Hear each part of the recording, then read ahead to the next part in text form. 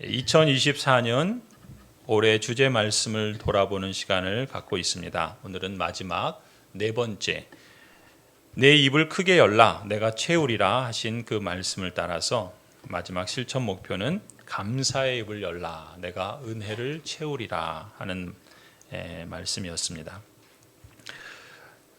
올해 1월 28일에 오늘 우리가 읽은 고린도 후서 이 말씀을 함께 살펴보았습니다. 이는 모든 것이 너희를 위함이니 많은 사람의 감사로 말미암아 은혜가 더하여 넘쳐서 하나님께 영광을 돌리게 하려 함이라. 많은 사람의 감사로 말미암아 은혜가 넘쳐서 그 하나님께 영광을 돌리게 하는 것. 감사의 입을 열 때 하나님께서는 구원의 은혜를, 평강의 은혜를, 또한 영광을 돌리는 은혜를 우리에게 주신다라고 말씀했었죠. 그리고 한 해를 우리가 이제 다 지나가게 됩니다. 지난 한 해를 지내시면서 여러분 어떠셨습니까? 감사의 입을 많이 여셨습니까? 또 하나님께서 채우시는 은혜를 또 많이 실감하셨습니까? 어떠셨는지 모르겠습니다. 얼마나 감사를 했고 또 얼마나 은혜를 실감했는가 사실 측정하기는 쉽지 않죠. 그렇죠? 그럼 어떻게 우리가 감사를 했고 어떻게 감사를 실감했는가 나름대로 생각을 해봤습니다. 제가 대학교 다닐 때 경제학을 전공했잖아요. 대학교 4학년 때 계량경제학이라는 전공 필수 과목을 배우게 됩니다. 이 계량경제학은 우리가 살아가고 있는 사회에서 벌어지는 여러 가지 경제 현상들을 수치로 수리화해서 그것을 분석하고 이론화하는 학문이라고 할 수 있습니다. 뭔 소리인지 모르겠죠? 거창하게 들리지만 간단하게 말하면 이 사회 현상도 또 어떤 추상적인 것을 숫자로 표현하면 그게 쉽게 감이 잡히고 또 그것을 이해하기 쉽다라는 말입니다. 그래서 우리가 얼마나 감사를 했고 또 얼마나 그 감사를 실감했는가 수치로 한번 따져보았습니다. 여러분 올해 우리 교회가 한 해를 시작하면서 예산안을 세웠죠. 이제 다음 주에 우리가 또 내년도 예산안을 세우고 심의하는데 올해를 시작하면서 예산안을 세울 때 우리가 감사 헌금을 우리 장로님들이 이제 예산안을 세울 때 4천만 원을 세웠어요. 근데 이제 지난달까지 결산을 해서 결산 결과를 보니까 얼마를 여러분이 감사 헌금을 했는가 수치를 보니까 5,200만 원을 하셨어요. 그러니까 120%를 하신 거예요. 수치로 이제 들으니까 감이 잡히죠. 계량 경제학이 그런 거예요. 이 막연한 것 또 사회 현상들을 수치로 이렇게 이해하면 훨씬 더 이해하기가 쉽죠. 아무튼 여러분들이 그 예산에 비해서 20%나 더 많은 감사를 표현하셨다. 그렇게 볼 수 있는 것이죠. 시편 50편에 이렇게 말씀합니다. 감사로 제사를 드리는 자가 하나님을 영화롭게 한다. 여러분이 드린 그 감사는 하나님을 영화롭게 하는 그러한 구체적인 표현이라고 믿습니다. 그런데 감사의 내용은 어땠는가? 무엇을 감사했는가? 그 내용들을 이제 또 우리가 구체적으로 어떻게 알 수 있을까요? 그래서 여러분들이 어떤 부분에서 감사를 표현했는지 우리가 가늠할 수 있는데 제가 지금 들고 있는 이게 여러분이 하나님께 드린 감사의 그 제목들입니다. 이게 전부가 아니고 지난 몇 개월 동안 여러분이 적어주신 감사의 내용들인데 재정부에서 집계를 하고 나서 이 봉투를 저에게 전달해 주십니다. 그러면은 그 주간에 저도 여러분들이 감사했던 그 감사의 제목들을 읽어보고 또 거기에 이제 기도 제목도 있어요. 그러면 그 기도 제목을 한 주간 읽어보면서 같이 기도하는 그런 시간들을 갖습니다. 거기에 그 일부를 한번 좀 읽어드릴게요. 여러분이 어떤 내용들을 감사했는가. 이걸 뭐 다 읽어드리면 오늘 설교 점심을 못 드실 것 같으니까 그 중에 일부만 읽어드리도록 하겠습니다. 범사에 감사합니다. 남편 이석증 낫게 해주시고 정상 생활할 수 있도록 도와주시고 재발되지 않게 하소서. 범사에 감사합니다. 우리 가정의 기도 제목을 들어주시고 부족하지만 시작하게 하시니 감사를 드립니다. 성실함으로 진실함으로 하던 대로 하게 하시고 무엇을 하든 주님께 영광을 올려드리고 감사만 하게 하여 주시옵소서. 대신방 기간에 가족이 다 함께 예배드리게 하심이 감사합니다. 한 달 동안 지켜주신 은혜 감사합니다. 주님 안에서 항상 살아가게 하시고 건강한 삶이 이루어지게 하옵소서.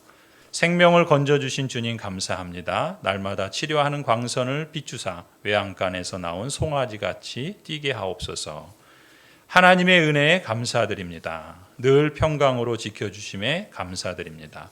베풀어 주신 모든 은혜에 감사합니다. 주님의 사랑 감사합니다. 건강을 주신 하나님께 감사를 드립니다. 하나님 범사에 감사드립니다. 건강함 주셔서 반주자의 일을 감당하게 하시니 감사합니다. 할머니 장례를 잘 치를 수 있게 하심에 감사를 드립니다. 하나님 늘 함께하여 주심에 감사를 드립니다. 하나님의 은혜가 우리를 도우시고 치료하시고 건강도 주시고 회복하시니 감사합니다. 계엄 예배 감사합니다. 남편의 빠른 회복에 감사드립니다. 치유와 회복해 하심을 감사드립니다. 계속해서 감사의 내용들이 이어지고 있습니다. 어떠세요? 여러분이 감사한 내용들을 보니까 다양하죠? 여러 가지 감사의 그 고백들이 있습니다. 또 이렇게 표현한 감사 외에도 표현하지 않았지만 여러분의 삶에서 감사한 그 내용들이 많이 있으리라고 봅니다. 사실 올 한 해를 되돌아보면 올해가 그렇게 쉬운 한 해는 아니었습니다. 나라 경제는 사실 그 어느 때보다 어려웠죠. 이자는 천정부지로 오르고 또 그것으로 인한 삶의 그러한 질은 떨어지고 또 사회는 혼란스럽고 또 어지러웠습니다.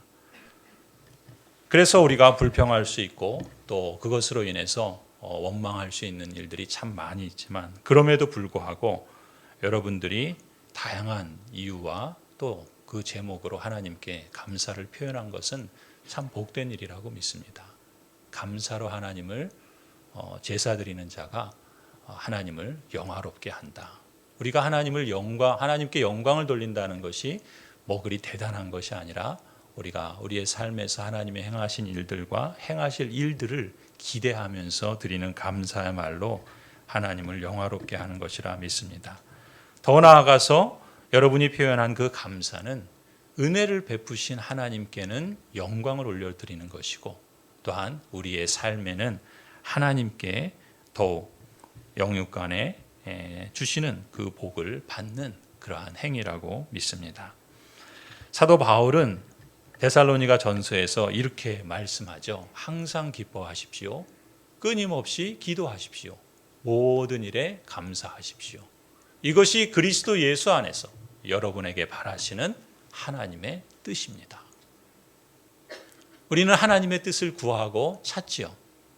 성경에 보면 구체적으로 이것이 하나님의 뜻이다라고 명시해 주신 말씀들이 여러 군데 있는데 이 데살로니가 전서에서는 모든 일에 감사하는 것이 하나님의 뜻이다라고 말씀하고 있습니다.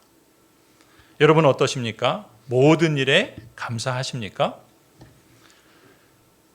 사실 우리의 삶은 항상 기뻐할 수 있는 모든 일에 감사할 수 있는 그런 상황만 있는 것은 아니죠. 당장 생활비가 쪼들려서 또 몸이 아프거나 병이 들어서 또 사업이 잘 안 풀리고 경기가 어려워서 직장마저 위태하면 감사하기가 쉽지 않습니다.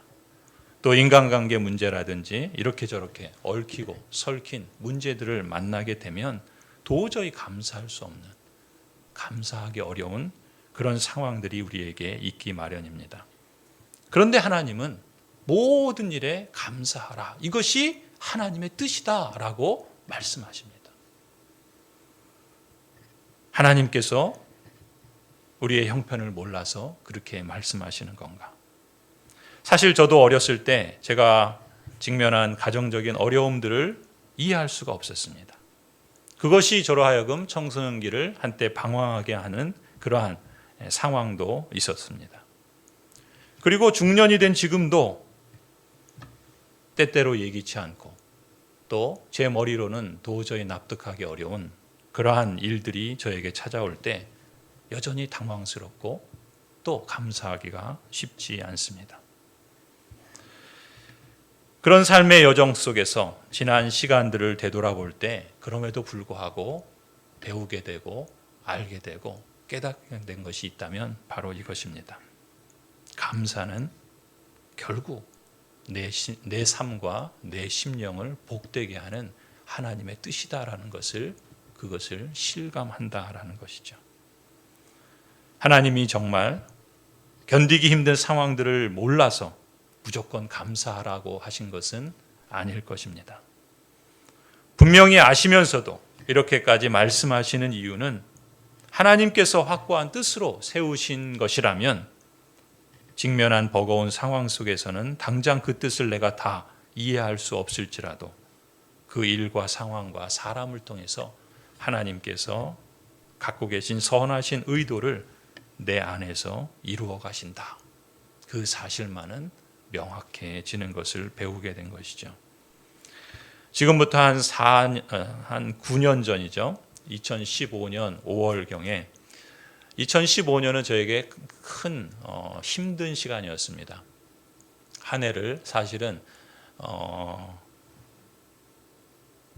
보내면서 여러 가지 어려운 위기들을 맞이했고 그래서 한 해 동안 사귐의 기도문이라는 책을 읽으며 매일 한 편씩 거기에 실린 기도문을 읽고 그것을 묵상하고 또 함께 기도하는 그러한 한 해가 2015년 5월이었습니다. 그리고 제가 2016년에 한국에 왔잖아요. 그렇죠? 1년 동안 그렇게 기도하며 고민하면서 시간들을 보냈었는데 그때 저에게 기억되는 그 기도문 중에 하나가 바로 이 환난 속에서라고 하는 기도입니다. 이런 내용이에요. 때때로 병들게 하심을 감사합니다. 인간의 약함을 깨닫게 해주시기 때문입니다. 가끔 고독의 수렁에 내던져 주심을 감사합니다. 그것은 주님과 가까워지는 기회입니다. 일이 계획대로 안 되어 틀어주심도 감사합니다. 그래서 저의 교만을 깨닫게 됩니다. 아들, 딸이 걱정거리가 되게 하시고 아내나 남편이 미워질 때도 있게 하시고 부모와 형제가 짐으로 느껴질 때도 있게 하심을 감사합니다. 먹고 사는데 힘겹게 하심도 감사합니다. 눈물로 빵을 먹는 심정을 이해할 수 있기 때문입니다. 때로 허탈하고 허무하게 하심을 감사합니다. 영원에 접근할 수 있는 기회니까요. 불의와 허무가 득세하는 시대에 태어난 것도 감사합니다. 하나님의 의가 분명히 드러나기 때문입니다. 땀과 고생의 잔을 맛보게 하심을 감사합니다. 그래서 주님의 사랑을 깨닫기 때문입니다. 주님, 감사할 수 있는 마음을 주심도 감사합니다. 그때 제가 토론토에서 담임 목회를 하고 있었을 때였는데 또 여러 가지 어려움이 없지 않았습니다. 또 개인적으로는 대장에 이상이 생겨서 살이 많이 빠졌죠. 제가 우리 교회 부임할 때 지금처럼 이렇게 이 정도는 아니었습니다. 그렇죠? 아주 핸섬한 아주 믿거나 말거나 어쨌든 살은 이렇게 빼짝 마른 그런 상태였는데 지금은 한 9년 지나니까 8년 9년 되니까 이렇게 부었습니다. 죄송합니다. 아무튼 그때는 대장에 문제가 있어서 또 치료를 받고 있었고 또 한 10kg 이상 빠지고 몸무게가 뭐 한 조금 과장해서 한 60kg 뭐 왔다 갔다 하는 그런 정도였습니다. 그래서 제 기도 제목이 늘 저는 70kg 넘는 게 기도 제목이었습니다. 믿거나 말거나. 지금은 제가 80kg 아래로 내려가는 게 기도 제목이에요. 아무튼 그런 상태여서 참 많이 아프고 힘들 때였습니다. 그러니까 그런 마음이었는지 이 환난 속에서라는 이 기도가 이 시가 제 마음을 너무나 잘 말해주는 것 같았어요. 그래서 왠지 내 마음을 숨기고 싶었는데 이 기도문을 통해서 이 작잠 이상의 성도가 내 마음을 표현해 주는 것 같아서 한편으로는 위로가 됐는지도 모르겠습니다. 그래서 제가 그때 이 기도문을 읽고 묵상하면서 제 일기에다가 이렇게 또 기록을 했습니다. 주님, 정말로 그러네요. 병들어 보니 내가 얼마나 약하고 무력한 존재인가를 온몸으로 느낍니다. 주님께서 부르신 길이 종종 고독의 수렁에서 고통하는 길이기에 주님을 가까이 하지 않으면 도저히 견딜 수가 없네요. 마음의 뜻으로는 하나님의 사명을 따라 산다고 하지만 현실의 삶은 마음먹은 대로 풀리지 않을 때가 많아서 내가 얼마나 어리석은지 때론 내가 얼마나 교만한지를 절감합니다. 목사인 아빠를 의지하고 신뢰하는 아이들이 안쓰러울 때가 있고 아내의 마음에 눈물 짓게 할 때가 많고 멀리 떨어져 있는 어머니와 누님들에게 무심한 사람으로 살아서 부끄럽기도 합니다. 먹고 사는 게 때론 버겁게 느껴질 때도 있지만 그래도 날마다 일용할 양식을 주시는 하나님으로 인해 감사합니다. 먹을 것이 있어도 마음껏 먹을 수 없는 사람들의 육신의 고통을 나도 체험하면서 몸의 고통이든 마음의 고통이든 눈물 가운데 빵을 먹는 심정이 무엇인지를 느끼게 하시네요. 목사로 그리스도를 믿는 신자로 산다는 것이 때론 허탈하고 허무할 때도 있음을 인정합니다. 그렇기에 세상에 미련을 두지 않고 그럴수록 더욱 영원에 잇대어 살아야 함을 상기하게 됩니다. 개인의 악과 무지를 넘어서 세상의 불의와 허무가 구조적으로 득세하고 깊어지기에 하나님의 의가 심판의 날로 속히 임하기를 간구합니다. 주님을 사랑하기에 흘리는 땀과 고생의 잔이 내게 채워지기보다는 오히려 말라가는 게 아닌가. 주님 나를 불쌍히 여기소서. 나와 믿음의 식구들을 이끌어 주소서. 주님 고통하는 삶 한가운데에서도 생명으로 인도해 주소서. 주님 속히 오시옵소서. 그때 제 마음은 그랬던 것 같아요.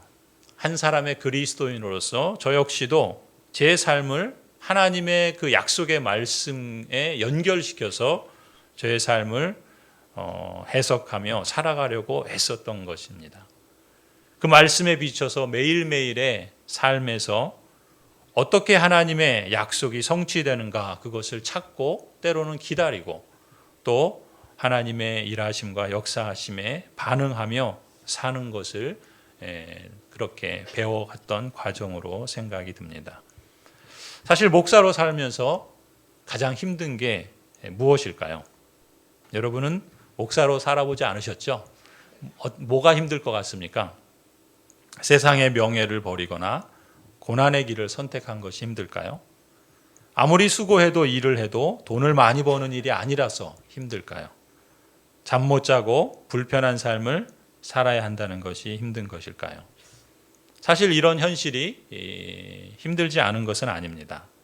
인생이라면 누구나 그렇겠지만 소명을 받은 목사라도 충분히 불평할 수 있는 어려운 상황들이 찾아옵니다. 그러나 사실 저에게는 이거보다 훨씬 더 힘든 일들이 있었습니다. 그것이 무엇이었는가? 목사로서의 삶을 의미 있게 살지 못할 때였습니다. 오래전에 제 친구 목사님이 그랬습니다. 자기는 가르치고 설교하고 기도하는 것은 좋은데 사람들의 이야기 들어주는 것이 참 힘들다고 그랬습니다. 이민 목회하면서 가장 힘든 게 사람들의 이야기를 들어주는 겁니다. 왜냐하면 저도 8년 동안 목회하면서 듣고 또 듣고 어떤 분은 하루 종일 똑같은 얘기를 하세요. 그 듣는 게 사실 쉬운 게 아니거든요. 그러한 시간들을 보내면서 저도 그런 그 목사님이 하는 그 말을 어느 정도는 이해할 수 있었습니다. 그런데 사실 그것이 저에게도 없지 않았지만 그게 힘든 게 아니었어요.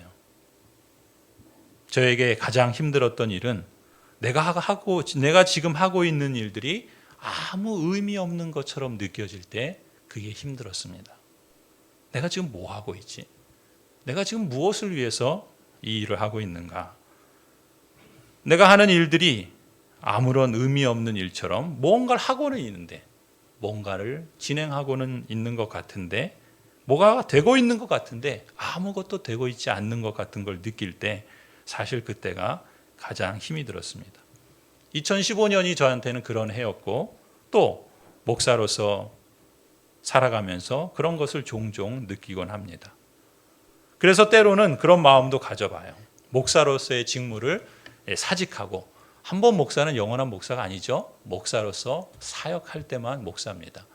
사임을 하거나 은퇴를 하면 더 이상 목사가 아닌, 그래서 저도 목사의 직무를 사직하고 한 사람의 성도로서 좋은 교회를 찾고 또 좋은 목사님을 찾아서 그 교회와 그 목사님을 도우면서 또 한 성도로서 살고 싶은 그런 마음이 들 때가 있습니다. 그때마다 또 저 자신을 하나님 앞에 겸손히 다잡죠. 예수 그리스도의 십자가와 순종을 생각하면서 그리스도의 마음을 제 마음에 떠올리면서 제 마음을 고쳐먹으려고 애를 써봅니다. 변화가 있든 없든, 열매가 있든 없든 목사로서 의미 있는 삶을 즐기자.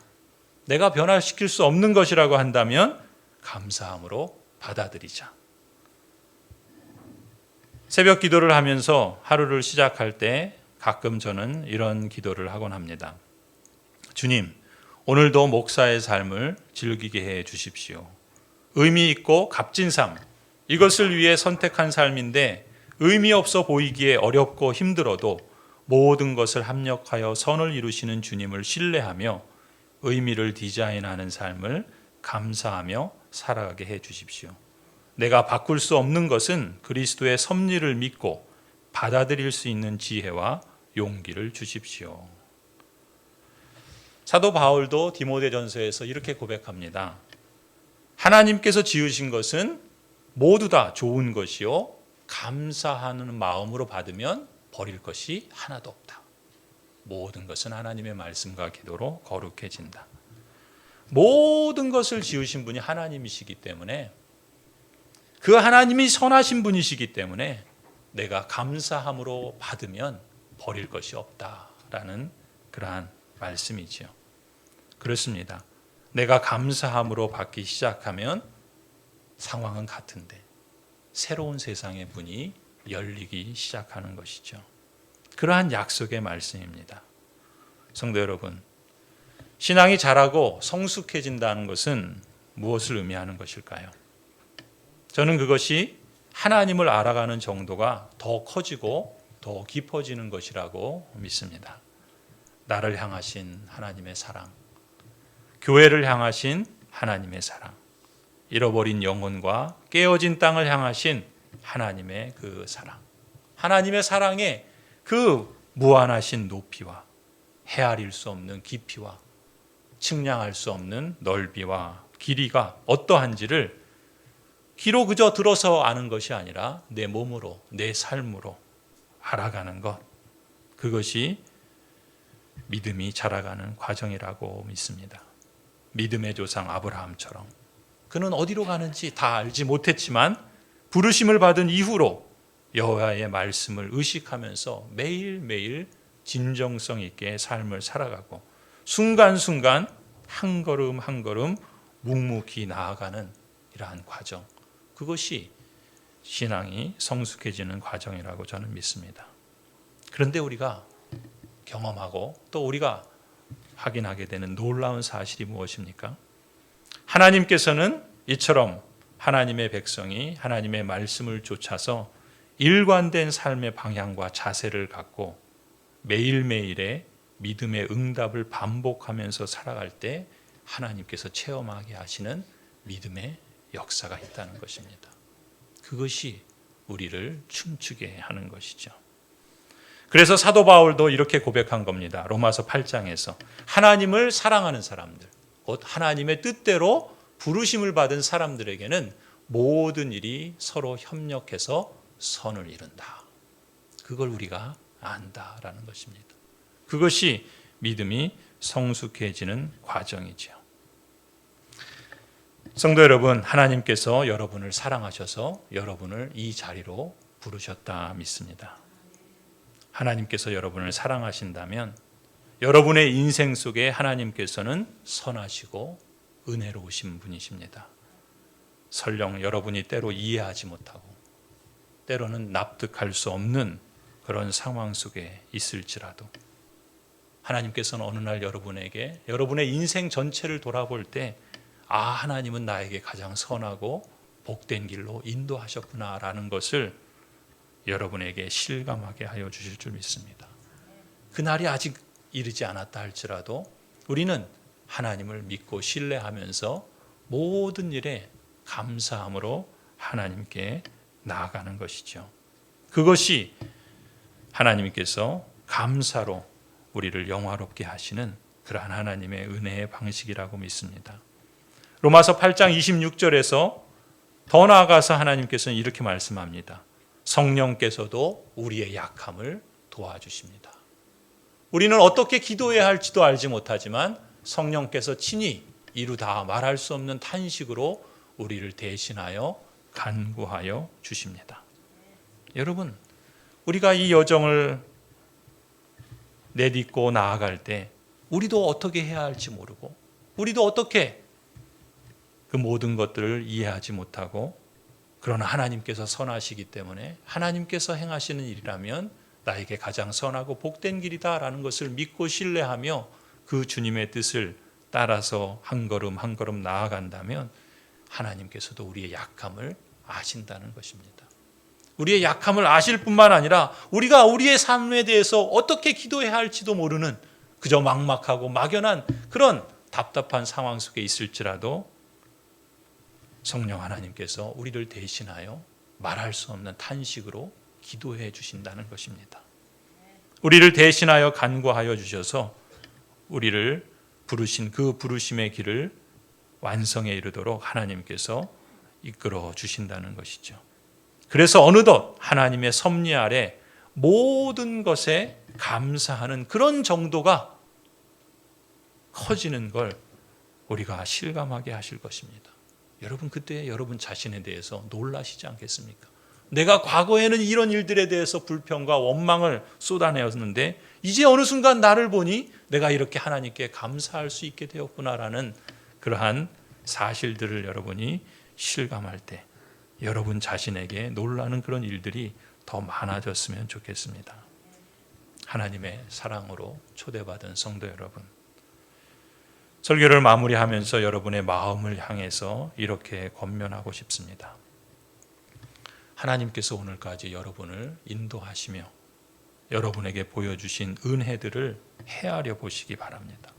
특별히 연말을 맞이하고 한 해를 마무리하면서 지난 한 해 동안 하나님께서 내게 어떠한 일들을 행하셨는가라는 것을 세어보시기 바랍니다. 무엇보다 여러분이 하나님의 은혜의 백성이라고 한다면 여러분을 향한 하나님의 은혜를 크게 느낄 수 있도록 여러분 자신의 수많은 죄들을 생각해 보시기 바랍니다.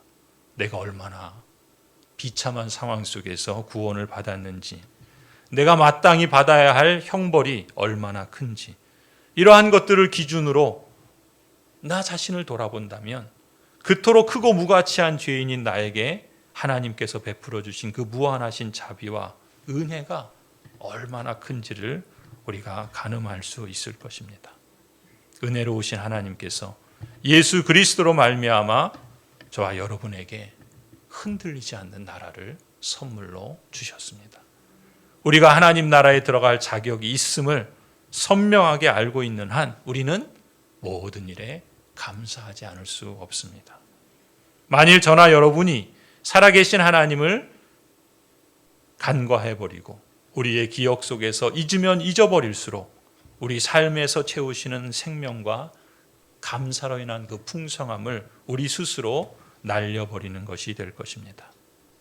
그런 점에서 감사는 감사할 만해서 드리는 감사도 있지만 우리가 하나님을 신뢰하고 있다는 구체적인 증거요, 우리의 신앙 고백으로서의 감사도 있다 믿습니다. 이 점에서 여러분의 감사는 여러분을 새로운 세계로 들어가는 문이 되어줄 것입니다. 또한 여러분 자신에게는 하나님의 샬롬과 평강의 삶을 열어주는 문이 될 줄로 믿습니다. 여러분, 무엇이든 새롭게 시작하시려거든 감사의 문을 먼저 여시기 바랍니다. 이전과 다른 삶을 살고 싶다 그렇다면 감사의 문을 여시기 바랍니다. 무엇보다 불평을 감사로 바꾸고 싶다면 생각부터 고쳐 먹으시기 바랍니다. 하나님의 그 자비의 풍성하심과 우리의 죄에 대해 베푸시는 하나님의 무한하신 사랑하심, 그것이 계속 여러분의 눈앞에 있도록 그렇게 삼아 보십시오. 어렵더라도 생각을 조금만 바꾸어 감사할 수 있는 것들로 바꾸어 표현해 보시기 바랍니다. 한 성도는 시편 100편에서 이렇게 찬송합니다. 온 땅이요 여호와께 즐거운 찬송을 부를지어다. 기쁨으로 여호와를 섬기며 노래하면서 그의 앞에 나아갈지어다. 여호와가 우리 하나님이신 줄 너희는 알지어다. 그는 우리를 지으신 자요 우리는 그의 것이니 그의 백성이요 그의 기르시는 양이로다. 은혜의 주님께 감사로 영광을 올려드리고, 그래서 여러분의 삶에는 감사로 인한 생명과 평강이 확대되는 그러한 놀라운 문이 펼쳐지기를 간절히 축원합니다. 기도하시겠습니다.